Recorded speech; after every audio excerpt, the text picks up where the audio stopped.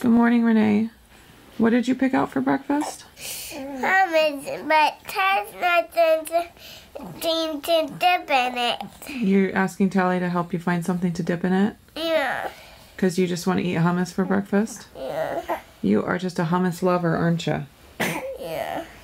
What would you like to dip in it? I don't know. Maybe cucumbers? Yeah. Okay, well, when I come out, I can help you cut up some cucumbers. Tally can't help you right now. Okay? I know you want your hummus so bad, don't you?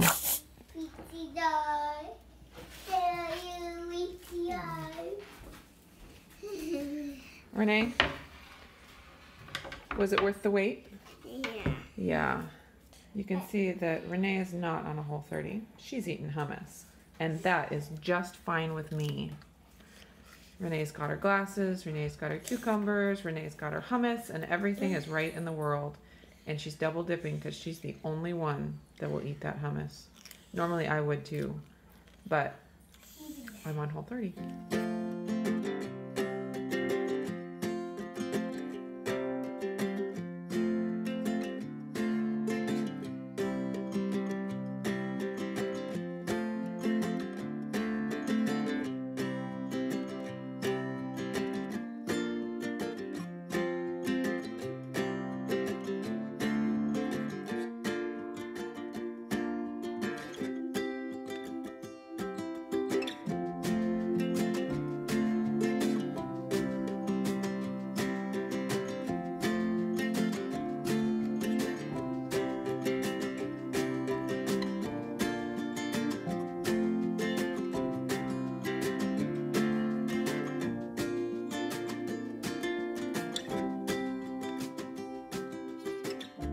It's day 2 of my Whole30, and I wanted to answer a couple of questions that I got last week when I posted my video about planning on starting in October Whole30.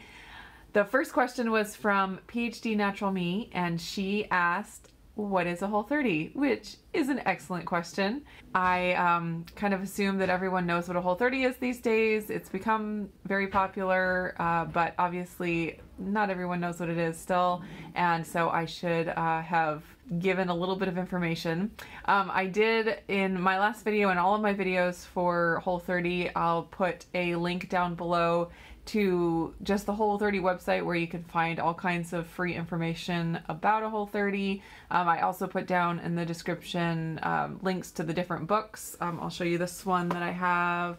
This is just the Whole30 book, and it has all the details you need about doing a Whole30 and lots of recipes and stuff. So it's an excellent resource for if you're planning on doing a Whole30 or if you want to learn more about it. They also have a few other books that I link down below in the description that are also very good. I highly recommend the book It Starts With Food. That it's a lot more in depth about why you would want to do a Whole30 than this book is. This book is about how to do a Whole30, and It Starts With Food is why you would want to do a Whole30. Just breaking down all the different types of inflammatory foods and all that and what it cuts out. Anyways, so those are 2 excellent books, and they also have a couple of other books now. Actually, they have a lot of books now. They have some cookbooks.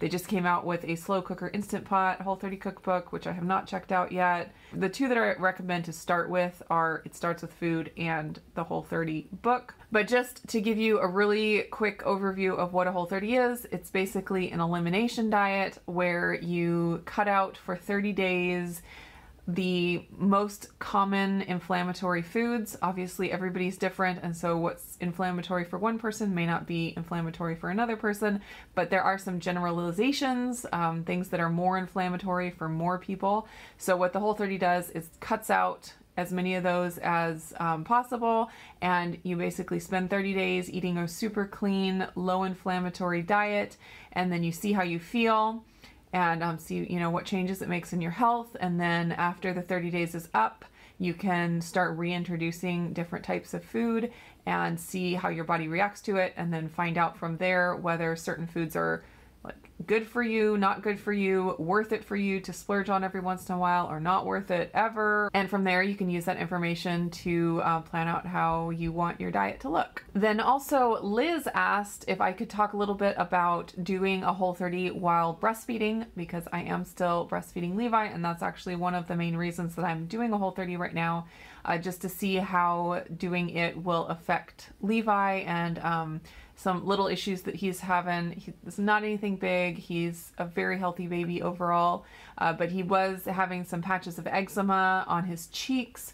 And actually it's funny, he was having them like 2 weeks ago, and then I was like, oh, I should do a Whole30, and then I plan to do it in October. And then in the last week, the patches of eczema have really cleared up a lot. So even before I started the Whole30, they really cleared up. So I'm not sure if I'll get a good idea of how the Whole30 affects that. I'll see if it comes back or if it clears up 100%. Anyways, but it did already start clearing up even before I started. And then also I wanted to see if it would help him to spit up less. He, all of my babies have been spitter uppers. It's nothing dramatic. He doesn't, you know, vomit a lot. It's just, you know, baby spit up, which is a normal thing, but just want to see if it would help him spit up less. So I'll keep you updated on that. But as far as doing a Whole30 while breastfeeding, there are no counter indications. It's definitely a great thing to do while breastfeeding, and even in the Whole30 book, they say they highly recommend doing a Whole30 while breastfeeding. Basically, if you're not eating inflammatory foods, then your baby's not eating inflammatory foods either through breast milk, and that can really help the baby be less fussy and clear up all kinds of issues. So it's definitely a good thing to do. I went to the Whole30 book. Whenever I have a question about Whole30, it's usually addressed in the book, and they have a whole chapter on pregnancy and breastfeeding. And they say that as far as milk supply, people normally don't see a drop in milk production. They'll either see it stay steady or see an increase in milk production. So that's not usually an issue. They just say make sure you eat plenty. There is a recommendation for the basic Whole30 to eat only 3 meals a day and not snack. But for pregnancy and breastfeeding, that kind of goes out the window, and basically just eat what you need when you need it, and don't worry too much about eating just the 3 square meals a day. And then they have other really basic recommendations for keeping your milk supply up that are pretty much the same as what you see anywhere, which is like drink lots of water, make sure you're eating plenty of calories, and then some herbs that they recommend like fenugreek and things like that. And then they have some other supplement recommendations, but it's not really anything specific to the Whole30. It's just basic stuff for breastfeeding moms. So that's it for the questions. I am going to be making dinner here in a little bit, and I have a raw chicken in the fridge, and I haven't decided what I'm going to do with it yet. If I'm going to just roast it whole or cut it up or what. So I will show that to you when I get to dinner. This Levi has been taking the longest nap today. I don't know if it has to do with it being day 2 of Whole30, because I feel like I could take a long nap today too. But I'm gonna have to wake him up here, because he's just sleeping the entire day away. Boy's gotta eat. I ended up changing my mind about chicken for dinner. I realized we had a bunch of leftovers that the kids and my husband need to eat up.